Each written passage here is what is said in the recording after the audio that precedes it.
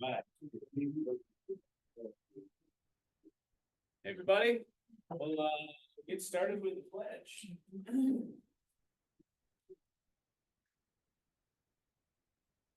Pledge allegiance to the flag of the United States of America and to the republic for which it stands, one nation, under God, indivisible, with liberty and justice for all.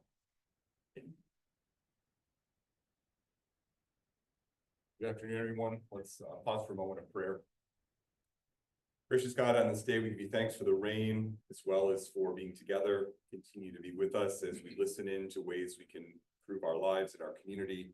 Help us also to draw on your strength to share goodness, kindness, and love with the world. For all this in your holy name. Amen.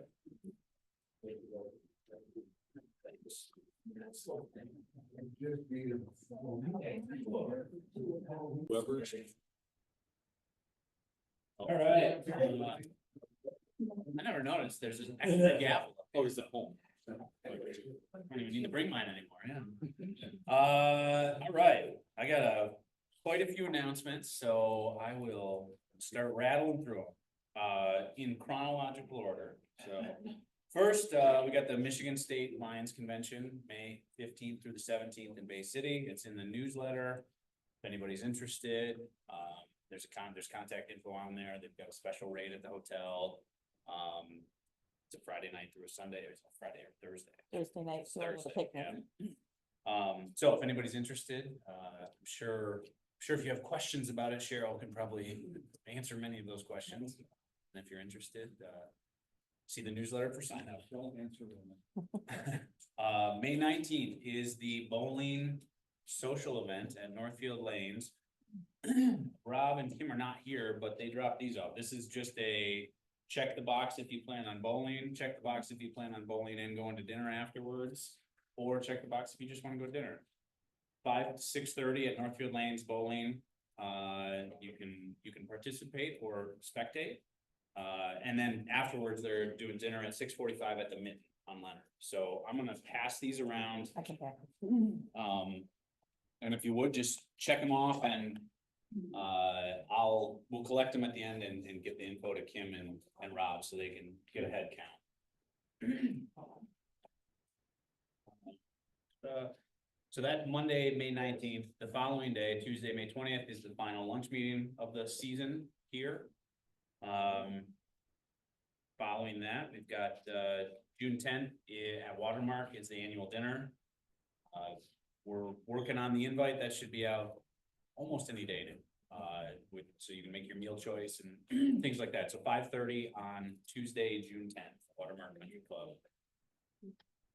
And then the following week, June 16th, is Drive Provision. There are brochures on each of your tables for that. I know the committee just met before the lunch meeting today, certainly in need of more players and sponsors and raffle prizes. It's also, we're kind of gonna also make it a service event. So anybody that doesn't want to golf and can't participate, but would like to come and help out the day of, there's usually plenty of chores to be done. Some of it is as small as sitting on a hole, being a witness in case anybody gets a hole in one. There's a couple of hole in one, you win a car if you get a hole in one, that sort of thing. So there's options from that. We've had people that, I know this will be very unpopular, but somebody has to sit next to the keg usually. There's also bottles of water that have to get sprinkled around the course into coolers. So there's things like that to be done. So if you're not a golfer but you'd like to help, we can definitely use the help as well. Call me. Right. Now, is there any questions? Did I miss anything on Drive Provision or service or social? What was the date on the annual meeting? June 10th, Tuesday, June 10th. And so there's info, there's like a save the date in the newsletter. The next version of the newsletter will probably have more details, and there'll be an invite out shortly. Well, the invite, if you approve it, will go out tonight. The invite will go out tonight. Now, I've also got some recognitions to hand out or announce. These are to commemorate milestone years of service in the club. The first one, although he's not here, 20 years as a Lion, Raymond Weidenfeller.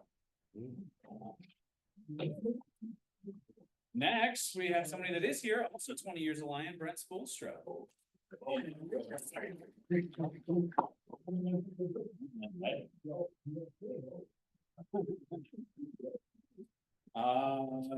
She's not here, but her husband is Kathy Oberlin. 10 years a Lion. 10 years. This is the biggest number I've seen so far, 40 years a Lion. Kim Gary. 10 years a Lion, Ben Evie. Oh, heck. 30 years a Lion, Colleen Mulder. 15 years, Jacqueline Smart Parish. Here.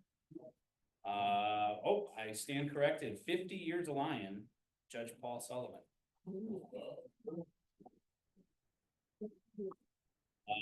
Eric Anderson, 20 years. Do you want that or? I'll take them off. I'm gonna mail Eric Anderson, 20 years. Dr. Adam Carlson, 15 years. Got a lot of milestone anniversaries. Aaron Plafkin, 15 years. them. We'll take it, Oh, you want? but we'll take them off. We'll take them off. Okay, all right. I'm just gonna start handing them to you. Aaron Plafkin, 15 years, and Amy Plafkin, 20 years. That's it, Amy. Kristen Amy Plafkin. Both are correct.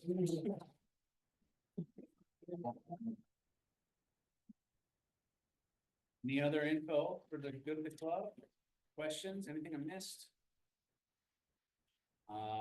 Mr. Anderson, do you want to do the tail twisting honors today? I'm the meeting, I'm gonna say, who doesn't have a pin on? Yeah. You guys got pins on? First Pandas, right? Pam does not. Exemption? The speaker doesn't get exemption. There's no exemptions. Remember, I was in Uzbekistan, which is Russia, so I'm the Russian. I can't speak it at all. So it's only $1. We're gonna see.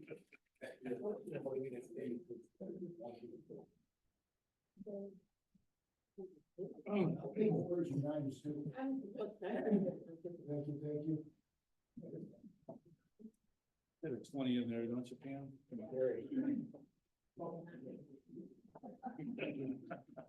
Okay, happy bucks. I know there's gotta be some folks have been somewhere. Yep, happy bucks for a good trip to Florida. How long have you gone? About 4 weeks. 4 weeks. Yeah. Pretty good. Not in Florida, but Going out, coming back. yeah. All right, who else? Me. Good job. We had our offer on a house accepted by the seller, so. Yay. Yeah, we just have to get through the approval process. That's okay. So, there you You go. got the acceptance. Thank you. Thank you. Now you're official. Well, we have to wait to be official, but it's coming. Pamela. That's for her pin. No, you did. I'm happy about that. Calvin just had a great trip to Uzbekistan, which we can tell you about sometime, but first country that I've ever been to that did not have Lions clubs in it. And it was very interesting. So you went over to start one? It's probably gonna be started, and I was over there just teaching some vision stuff, but they don't, I did some ice screening with the kids' screener, and they were wondering what I wanted. They weren't gonna let us do it because they let me do it because they said, well, you gotta get paid. So no, this is for free. And that concept was foreign to them. And then after they saw what was happening, we screened 85 kids in the school, 86, and 17 referrals. And this was a private school for 5 and 6-year-olds. The principal, who didn't want us there originally, was so happy we were there. And her grandson was one of the referrals, and he was a minus 2.50, so he could only see 16 inches away clearly. So it was interesting. That's just not in their culture. Okay. Gary, I'll shut up. I got happy bucks too. Had a great winter down in Florida, 3 months, and while we were gone, they tore our house down. Good. And you're not even alone now, so. I'm ready from my All son. right. Yes, thank you. Goes to me.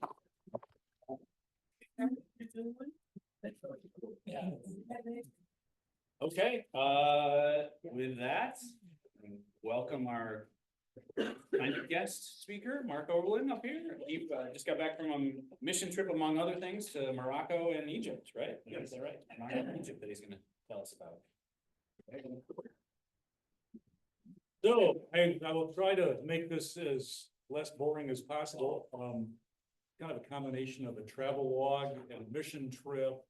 And a lot of people have asked, you know, Kevin, I like to take these somewhat non-traditional adventuresome vacations. This one certainly lived up to it. We spent 3 weeks in Morocco, one of which was the Lions mission trip with Gary and Cheryl.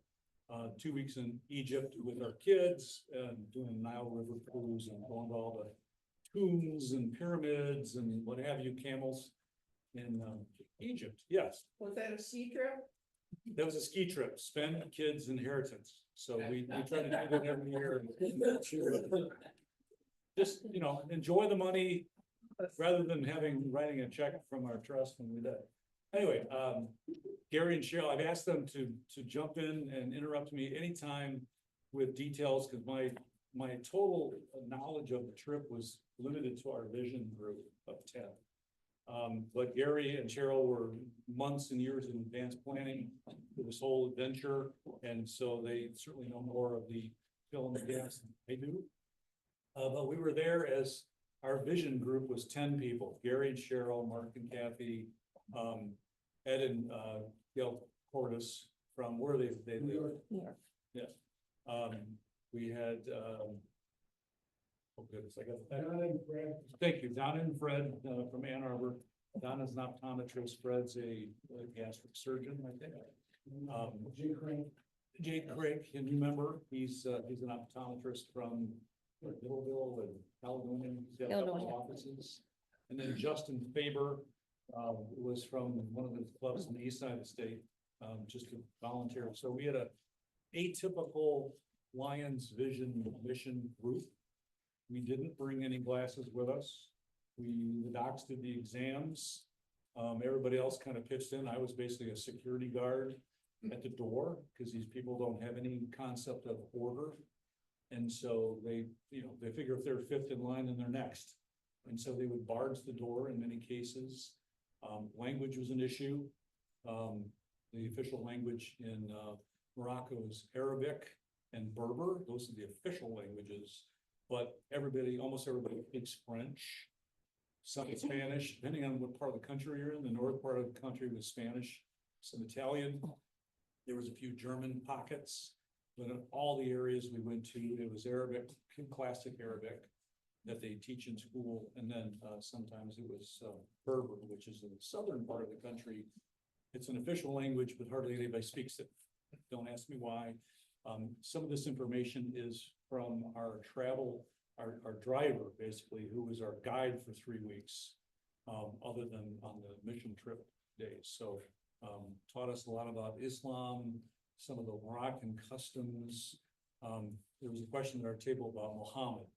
So Muhammad is the prophet Muhammad to those that practice Islam, but it's also the name of the firstborn male child in every family that is Islamic. So if you say, hey, Muhammad, you have a 50-50 chance of having a guy's right name.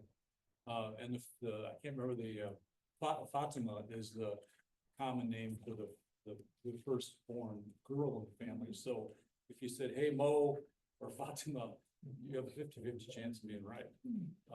So we were there as a guest of the Princess Lala Salma. She is the wife / ex-wife of the king of Morocco, Mohammed VI. So there's controversy whether they're truly divorced, but pretty much clearly they are. She lives in a different place. But anyway, she's got her princely, she's the queen in essence, but they don't call them queens in Morocco. She's a princess. So the king's new wife, I don't know if she's designated princess, but bottom line, she has a trust fund or she has money designated And she was, instrumental in coming up with a lot of money for cochlear implants, I think among other things.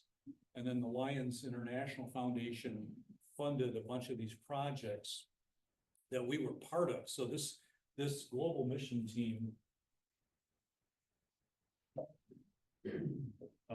Again, Morocco facts, 38 million people, most of them live on the coastline, Rabat, Casablanca, Tangier, Essaouira. We were in all those places. The club was in Marrakesh, Meknes, and Rabat primarily. Average income is $1,800 a month. It's $10,000 of GDP per person. It's the fourth largest economy in Africa. So there ain't much there, but that's the fourth largest economy. They export minerals, fertilizer, olives. There's olive groves on every inch of the country that will sustain them. It's an arid country.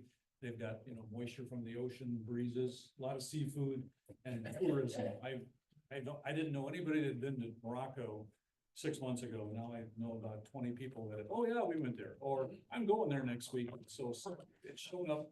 Pam was there. Who's been to Morocco? Okay. And a lot of people like, I said, what'd you think of it? It's like, yeah. And I said, well, where'd you go? Oh, Marrakesh. And I would agree. Marrakesh is, it's kind of a Disney World of Morocco. It doesn't really represent, having been in almost every city in the country, doesn't represent Morocco very well, but nonetheless, you got the snake charmers, you got the dancing monkeys and all that kind of crazy stuff. Oddly enough, they have beautiful beaches in Morocco.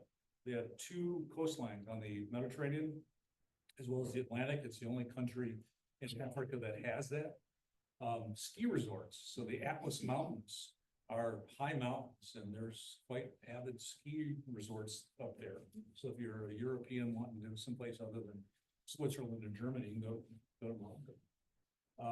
History. So if you're all a history buff, civilized history, 5,000 years forward, people have been there like everybody else in the world, 30,000 years or whatever. But the ruins are still there. They're still actively being used. Some of these cities that we stayed in were 2,500 years old. They're still standing. They maintain them, but they're still old. So a couple of terms in here. Medinas are nothing but walled cities. It's kind of a medieval concept where everybody lives inside these walls. Walls were thick. They were protected by, armed soldiers and sentries. Riyadh. So imagine a VRBO inside a Medina, and you walk into this place and it looks like any other door in there, and you walk in, and it's this beautiful, totally refurbished home. The Moroccans, and maybe true in Islam, families live together. I mean, like 3 or 4 families. And Morocco used to have polygamy. So your first wife and your first children live on the first floor, and then second, and so on. So a lot of these places have been converted into hotels, now called riads. They're often works of pleasure from rich people, and they have mosaics, fountains, gold. It's unbelievable wealth display. You close the door and go into the Medina, looks like a slum. So it's very, very much contrast cultures. Casbahs are kind of like a remote little mini castle. So we stayed at Casbahs, we stayed at Riyadhs, we went to a lot of the Medinas and all the cities. Atlas Mountains, again, it's one of their major landmarks, I guess. They have high, middle, and low Atlas Mountains. We saw monkeys in the snow up at the high altitudes as we're driving from city to city. They had 2 ocean fronts. 99, and stop me with any questions. I'm just kind of blowing through some basic facts. 99% Muslim, but they coexist with Christians and Jews and other religions. There was a Baha'i temple we saw there. They don't seem to be at war with each other. Now, a lot of the Jews have moved to Israel. A lot of the Christians, I don't know if they have actually settled there per se, but one of the biggest churches we saw was a Christian church. But there's mosques everywhere, probably 1 every mile.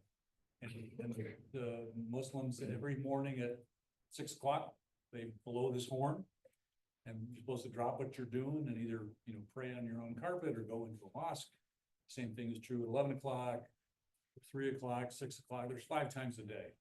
And so it was almost like this massive calling, so if you had something planned at that point in time, the tour guide was allowed to continue working, but if you didn't have anything you had to do, you're bound to go to a mosque near you, or at least go into a room and get on a rug somewhere. King Mohammed VI is the current ruler, but the parliament really makes the laws. He can have input, but he can be easily overridden as well.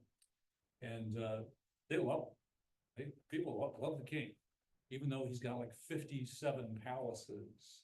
Some cities have 3 of them. I mean, they're the size of the biggest estate you can think of. It's bigger than that. Horses, polo fields. It's just crazy. Then you walk outside and there's this abject poverty. But they still love him. Talked about the languages. They eat pretty much the same thing we do, except pork. As you imagine, 99% of Muslims, they don't eat pork, they don't barely grow pigs. They might for the Western tourists, but I don't think I saw it on the menu once.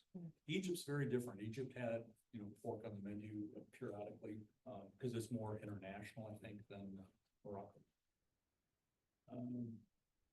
So Lion Service Week. So we all got these cool blazers. They were all yellow. Global Service Week. So these were people from, I think I remember 7 countries: Germany, UK, America, Canada, Serbia, France. Did I miss any countries? But all these people we met sometimes for the first time. Gary and Cheryl knew a lot of them from international and other types of Lions events. So this Global Service Week, of which our mission team was a very small part. We were 10 people out of roughly 50. And when we had a mission vision part, we just broke off from the group and did our own thing. That was 4 days, as I recall, 1,600 screenings, which was far fewer than we would do on a week in Mexico or somewhere else. But it was not, Gary and Cheryl commented it wasn't very well organized. They did the best they could. It was probably their first town, but it was a random walk through a few cities trying to get these things done. But as a whole, Lions International set up screenings for cancer, diabetes. We did the visual part. Auditory was the cochlear implants. They did youth support. There was education materials to try to make some of these schools and children's centers. There was a pediatric oncology wing that Lions International donated this 6-person electric golf cart to take people from one floor to the next or one room to the next.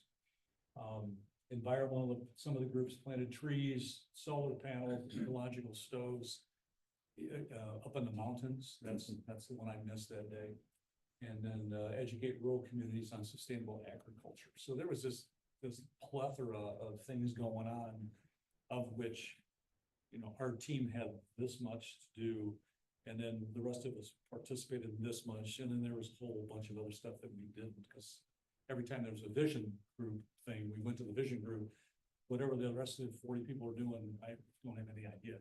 There was a lot of photo ops. There was a lot of handshaking, interviews, video cameras, photogs, which really was, from our perspective, a waste of time.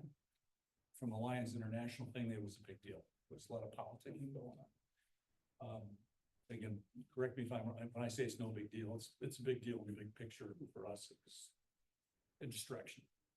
And last but not least, supporting disadvantaged communities, providing warm clothing, blankets, food baskets, mattresses, assembling furniture, distributing supplies like for feminine hygiene products for girls that essentially keep them out of school, which then lead them to either no employment, low employment, or prostitution and other worse things. Yes, Doc? Did this take place throughout the whole country or just within the community? So the local Lions clubs, again, you have one Yeah, answer. go ahead. Local Lions clubs organized our presence. So like on previous mission trips, it might have been one group, and we were in Playa del Carmen, and that was our entire presence. This, we got in motor coaches and went around to 3 or 4 cities. We jumped on a bullet train from Rabat to Tangier, which was kind of cool, 200 miles an hour, which was an hour. It would be a 5-hour bus ride through mountains and all sorts of other impediments. And then lastly, we went to some retirement homes. So what all the scope of these things were, still a little fuzzy to me, but nonetheless, they were important to the Lions Club International Foundation. Gary? Also, we were at several orphanages. I don't know if you were at those days. Yep. I think we had 3 or 4 different orphanages. In many of these countries, they don't have a practice of adopting children or fostering children. So the kids that are born with disabilities are abandoned in the hospital. And so the Lions Club build orphanages and takes care of the kids. And they go up there. So we did some of our vision work in there and delivering supplies to some of the other ones. There's one with the Down syndrome kids, and we were doing all kinds of crafts with them during the day. Deaf kids, in a different group. So, yeah, it was an interesting. We played soccer. Did you see the soccer? Oh, yeah. I got pictures of you, Gary. Anyway, I wouldn't need you. So I also want to, somebody else have a question? Apologize for the photographs, because I took everything on my iPhone, and there are millions of photographs floating around out there, but I tried not to make this a 2-hour product here. Things we did in Rabat, Tangier, Meknes, Casablanca, Marrakesh. Architectural school, we visited architectural school and did a big, like, painting. And again, it was a photo op, pretty much. Went to the pediatric oncology wing at one of the children's hospitals. Again, it was kind of to see what they're doing, but also to hand out lunches and displays an electric cart that Lions International purchased for that particular hospital. We have lunch at a place that hires and trains kids with disabilities to become waiters and cooks and waitresses and other types of, service work. Teaching them that. Gary and Justin participated on the soccer. Who else from our group was in that?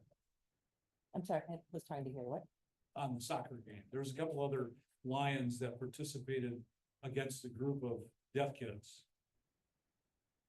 But anyway, it was more than just Gary and Justin, but long story short, that we ended up in defeat, but it was a victory still for the kids. Sub-Saharan ice cream, this was the crazy free-for-all. Excuse me, this happened in Rabat, I think. They had people from all over Sub-Saharan Africa that had come to Morocco, and they needed vision screening and hygiene issues and education. They were pretty much, they didn't speak the same language because they speak more tribal languages. So a little bit of French, a little bit of Spanish, and that was, kind of, we were there screening, but there's also, they presented a musical program for the rest of the club while we were doing ice screenings. Again, did 1,600-ish ice screenings over 4 days. No dispensing like typical trips like the club, the cleaning and eyeglasses. At the School of Death. Then they had a parade around like 4 city blocks. It was a long parade, making music, having fun, dancing. And then we visited a home for the aged. So did a bunch of stuff there. Then we also visited a Lion's house. So they had a clubhouse that was maybe twice the size of this room. All these different places to meet. They had a boardroom place that they could do events. It was nice to see that. Went to the Down syndrome school, like Greg mentioned, gave out some glasses there. Those were all pre-set up in advance. We didn't bring them with us. It was basically a photo op. Then we went into a remote village in Timbuktu. It wasn't Timbuktu, but it could have been, because Timbuktu was about 300 miles south in Mali. It was just out in the middle of nowhere, just wild crowds. So very different from all the organized, civilized people that we had been dealing with in the cities. If I never go back here, I would be too soon. We were at the hospital. They're doing cataract surgeries in tents outside. They were doing diabetic screenings, and then we capped off the trip, the mission trip, with a horse-drawn carriage through Marrakesh. And so that's kind of, Sure, we did a bunch of other stuff that I'm not aware of, but that's all I could garner from, the notes that Kathy. Lions Club of Rabat, were there other Lions clubs that participated? Okay. Most of the Lions there are women.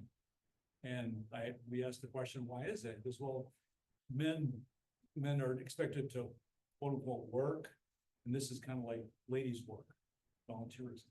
So it's cultural difference, obviously, but these were one of the groups. I think this was Rabat. Their group there. This is our big group, the 50-ish, getting off one of the buses at one of the schools. And there's not a lot of school pictures because the principals were going crazy, us taking pictures without permission, and some schools allowed it, some didn't. Some of us took pictures when we weren't supposed to, but didn't know it. So I just left them all out for purposes of, you know, copyright and or protection. But this is our group. This is our mission group at one of the schools. So that all these schools are really beautiful. They're painted murals. They're again like storybooks. And this, there's a lion, there's Donna, Kathy, me, Jay, Justin, Fred. I'll see this is Daniel. What's his last name? Eisenreich from Germany. Yeah, he's quote unquote, maybe the future international president. He's at least lobbying for it. Cheryl, these are the Cordises over here. That was one of our local Lions ladies that was helping us out quite a bit. And the rest of these people are janitors, just people that showed up for the pictures. So they're not exactly all volunteers, but these young girls were. This was another Lion. They didn't really know what we did. We needed an extra pair of hands, so they jumped in. Lions are symbolic in Morocco everywhere. It's a lion, it's a symbol of power, prestige, health. So this is on a wheel well of a bus. This is a 20-foot tall snow lion. This was up in a high Atlas, just on the side of the road. Somebody built this monstrous lion. Some carving, one of the local shops. So he's obviously into lions. Beautiful work. And this was a stone lion sculpture in one of the mountain towns we had visited, just the two of us. This is our fearless leader. This is a couple of just shots along the way. What's that? This is Jay Crank, again, a new Lion member, optometrist. This is Ed and Gail Cordis. This is Justin, Gary. This is Daniel again. Elkins, is that nice? And so this is in the Marrakesh Plaza where you get the cobras. Gary got a picture with cobras. So did Justin, and monkeys that dance and all that kind of crazy stuff. This is Ed instructing somebody, looking very serious. This is Osama, who came from the company, he lives in Germany, he came from the company that we, Vision Plus Optics. Plus Optics, the little screeners that we use to do the eye checks. He was very helpful. He speaks Arabic, French, German, and very helpful with us. He just volunteered to do this, right, Gary? Yes. Okay, he didn't have to be here, but anyway, he was very helpful.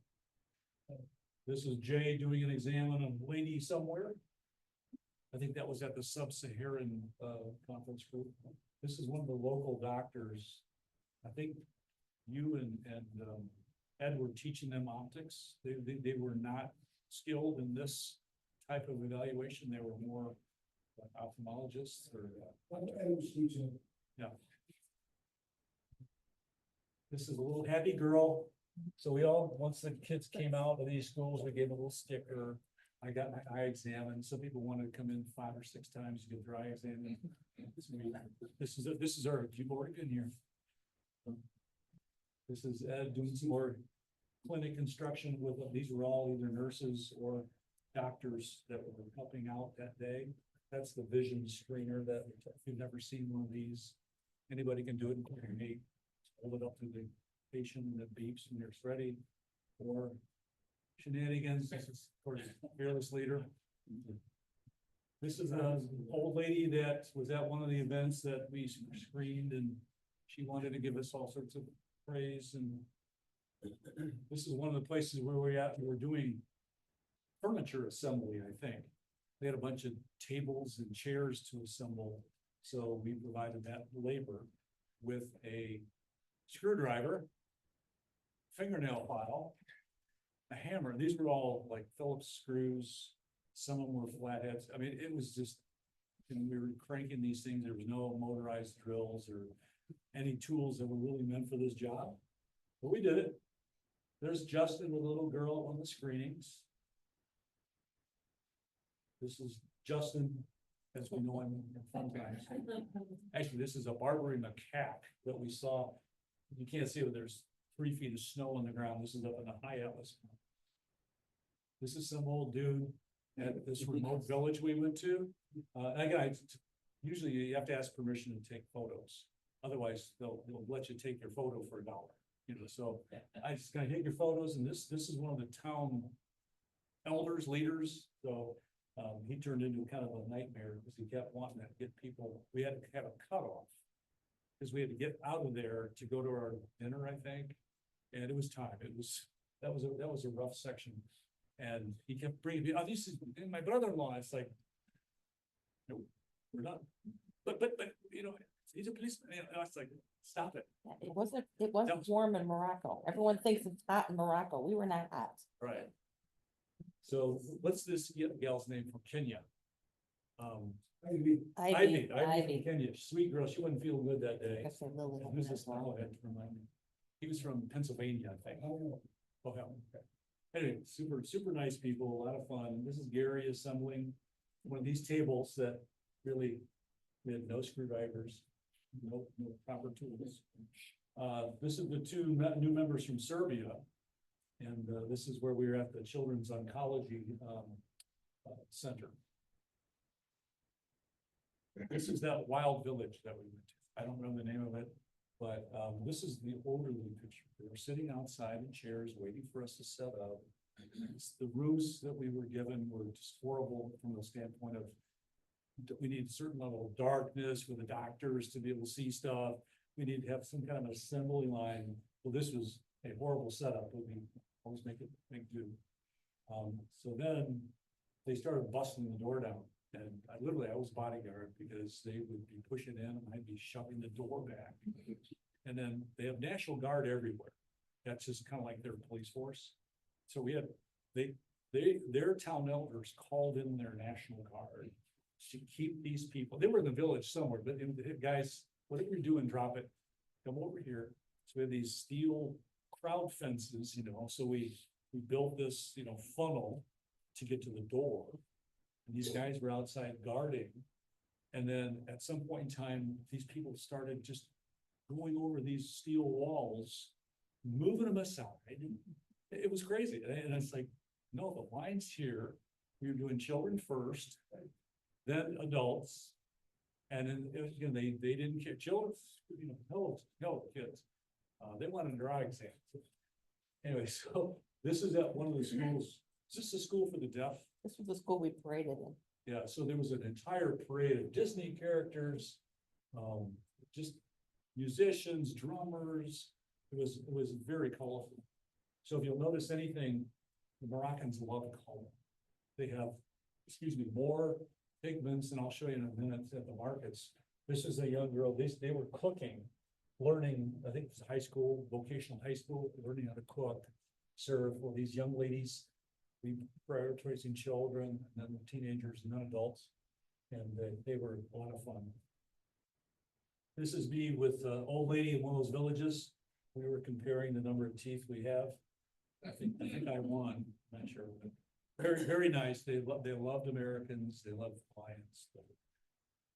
This is Jay high-fiving. I think he did like 1 million high fives that week at elementary schools, but he was a great addition to the team. The kids just dressed up in this. It was more of a photo op session, if I recall, this school. We didn't do any screenings, but it was a very nice school, and everybody dressed up in these beautiful ceremonial gowns. This is Kathy doing an eye fitting at the school with Down syndrome, but it was photo op. She was given the glasses and told to kneel and take a nice picture. This is, I think that might be the same mission group. Yeah, maybe same picture. Maybe without all the custodians and so on. This is the indoor soccer game at the school, high school for the deaf. And Gary and Justin and a few other people out there giving it their best. These young kids were just running circles. It was even for about the first 2 minutes. Then all hell broke loose. This is a school mascot. So that's the line. Any questions on the Lions? Again, Gary and Cheryl can give you more specific details. Yes, Brandon. Very specific, but we they were doing, they were actually, tents. They were actually not doing it in tents. People were waiting in tents, but they had a truck, and they had a truck that had 2 surgical units in it on each side. And it was very controlled and very clean. The doctor would just went between 2 of the lines, the Lions truck, and they were in this truck. He just brought around the whole country to where the patients are. So when they impact life as well. Yes, yeah, so, yeah. And when we did the eye exams and they needed glasses, we wrote prescriptions out. And then their doctors from the Moroccan Lions wrote the prescription because they wouldn't take ours. And then they would provide glasses for all the people who Moroccan Lions do that. Yeah, you probably, spit up in your mouth when you heard. Actually, I'm saying, 10, okay, thank you. No one's ever given me 10. In addition to the 8 days or whatever of Lions mission trip, we were planning on going to Morocco anyway, so we just reoriented the schedule to be able to fill in there because we were already there on the ground. So if anybody has any questions about traveling to Morocco, I would highly recommend it. We never had a moment of feeling unsafe. The food is very good. The rule is if it ain't steaming, you don't eat it. Cause the water supply, even the locals won't drink the water out of the tap. They boil and steam everything. So we flew to Casablanca. That's for whatever reason, the best airport to come to Morocco. Unless you're in Spain and you can just, take a ferry across to Tangier. Rick's Cafe, anybody seen the movie Casablanca? So we ate at Rick's Cafe in Casablanca. It wasn't really Rick's Cafe because that was the studio set in Los Angeles. But it was decked out in the motif of the 40s and it was a lot of fun. We stayed in Riyadhs and Casbahs as opposed to staying in Marriott's and whatever. They weren't any more expensive per se, but they were just cool, historical, cultural, a lot of fun. Chefchaouen was the blue city, which I've got some great pictures. It's historic. If you look at any travel magazine, there's a picture of Chefchaouen. Everything's blue, different varieties of blue. Fes has got a huge Medina, 2,000 shops inside, I think they said. Ouarzazate is in the southern area. It's big in minerals, fossils. It used to be all seabed, and you see all these little piles of dirt and gravel, thousands of them outside the road. They're digging for it's the prehistoric shells and you know what I'm talking about. Anyway, beautiful stuff, and they polish it up and they sell them for many thousands of dollars. We got the tent lamp in the southern desert. Ride camels, stay overnight. It was, not a cloud in the sky or night lights. They extinguish everything so you can see every star in the world. It was near Algeria and Mauritania, so it was very close to the border. Essaouira would be like Grand Haven, beautiful beach town, fishing, surfing. We would go back just to stay in Essaouira for a week. And the Atlas Mountains were kind of fun to see snow. And thousands of little villages as we went clockwise around the country with our tour guide. This is a light, very typical of what you see there. A lot of the Middle Eastern and Islamic designs. That's just beautiful light patterns. This is King Mohammed VI. They love the guy. He is also the chief imam of the country. And in order to be an imam, you have to be able to recite the Quran word for word, by memory. 1,800 pages, I think they said. It's basically as opposed to in a grade school and high school where you go to imam school, that's all you study. This is in Marrakech's Jardin Majorel, which is this, it's like Meyer Gardens in the middle of the city. It was funded primarily by Yves Saint Laurent.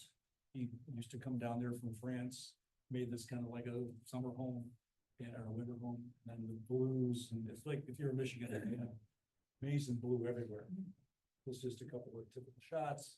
This is their greeter at one of the Casbahs we stayed at. All this ornate tile, mosaics, and pillars. This is just some random dude on the street. So as mentioned, everybody wants $1 to take their picture, so I would just be on my phone, just snapping, walking through the city. 1,000, I mean, and that's just one of those pictures.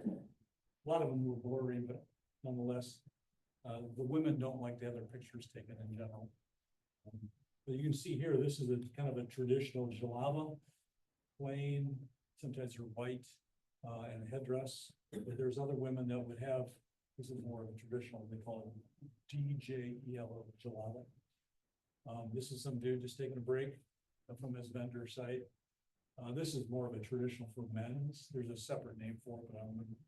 Just Berber wool and combination, keep warm because it is cool there, especially in the mountains. So inside the Medinas, so Medinas are something to be marveled at. They're ancient walled cities, protection from weather, invaders. They've got gun turrets on the top. They're 20, 25 feet tall walls. They're 5 to 12 feet thick. They're just enormous structures. They have large gates that would be very ornate, heavy. Thousands of shops, literally thousands. You can walk for days in there. There's people that guide you through there because you will get lost. The reason you get lost is Google Maps doesn't work because these are all covered with tarps. And so there's no way to actually look at the street. This is the typical gate. You can't really tell the scale, but those are like 10 feet thick. This is inside of the one in Fes. It's smoke filled from barbecues, not people smoking, not many people smoke there. So there'd be donkeys, motorcycles, thousands of people going back and forth, talking to their wares. So just beautiful fruit stands. Chicken, if you like chicken, you just pick one out and they butcher right there for you in the market, or they have it prepared. Or these are spleen, these are roast spleen if you would adventure we want. Medical spices, so they have spices everywhere. There's Viagra Turbo, and there's one for women, and this one over here is for hair loss. So there's, you know, they believe in a lot of natural stuff. This is a lard store. So if you want lard from camel, cow, lamb, butter, whatever, beautiful candies. And this is a site called Volubilis. We're just rolling around at it. Sorry, one of the largest Roman sites in Africa. Mosaics is so, imagine driving through Lowell and looking out in the field, and that's what you see. It was for years, no structure. People would just go in there and take whatever they wanted. So they finally are preserving this. It's amazing. It's like 2,500 years old. This is one of our columns. We're just reflecting on some of the Roman history there. These are locals, very colorful jalabas. This is a bunch of Berbers doing a music concert for us. This is Chefchaouen, which is the blue city. Just spectacular. Every house has blue on it. Another picture of that from the backside. Camels. We had a lot of camels down there. So they love their camels. Provide, you know, tourism dollars, transportation, luggage, and sometimes they eat them. And this is in one of the Medinas that actually is a camel meat shop. Apparently it's very good. This is me with my camel, me riding a camel. Quite interesting. This is some of the elaborate doors inside the Medinas. This is a gun turret. This is a cannon made in Sevilla, Spain. Just the intricacy. This says coppers from Mexico and Peru. So back then they were taking, the Spaniards were taking copper, making cannons. This is a grass sky, bananas, dates. If you like dates, they have every kind of date known to man. Fruit stand. This is a area rug, a Berber rug. This is actually, we bought this for our place. Beautiful. This is the Berber alphabet. 32 letters. This is Arabic, Berber, and the English version of whatever that says. This is a guy selling dentures. And this is in the market in Marrakesh next to the snake charmers. Is that pile of individual teeth next to it? I think they are, and I'm not even sure if they're new. They might be used. This is Kathy looking very chic. For both of us. Leatherworks, a lot of beautiful leatherworks. This is the mosque in Rabat, the Muhammad V. So that's the dad of the current king. And it's the only mosque available to public that are not Muslim. Everyone, and they have to be Islam. No, that's in Rabat, I think. Is it? Maybe wrong. This is just some art. This is from the 2nd century. Carvings, more mosaics, everything is, this is a Suara. Couple guys fishing. This is the seafood stand, half of which were unrecognizable. This is the young lady we saw at the Jardin Majorelle. This is her great grandmother. No, this is a random picture. I took spices, more spices. Every riad has a fountain in the middle of it, just beautiful. Typical street sign, more Roman ruins from Moribulus. Every royal palace has mounted guards outside. The national bird is stork, they're everywhere. We had a hot air balloon ride in from Marrakesh, and this is a 14th century water clock.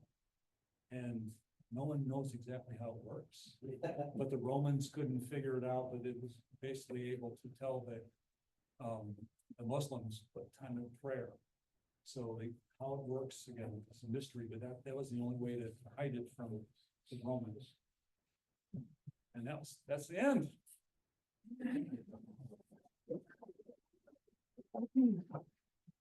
Questions? Again, if you're interested in more detail, the itinerary, then we can forward that itinerary to you. And you can like do any or all the above, but we chose. You lucked out because you couldn't go to dinners with us. You chose not to.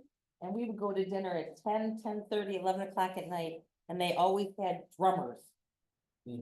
Drumming. Yeah, I can't stay up that late. Sheep. Forgot to do the raffle. Raffle, okay. You wanna pick a number out of there? Thank you, Mark, by the way. You're welcome. Okay, who has last four, 4855?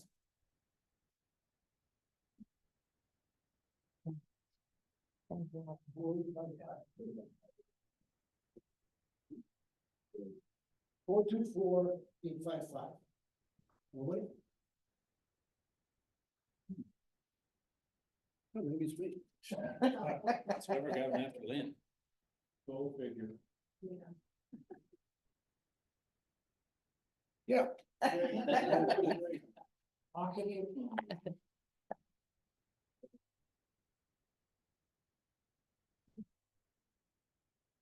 Oh. 424893. Oh. Whoever draws it gets it. Where's the- Oh, it's like- I figured that. All right, white chips going in. White chips going in. So I want to pull white.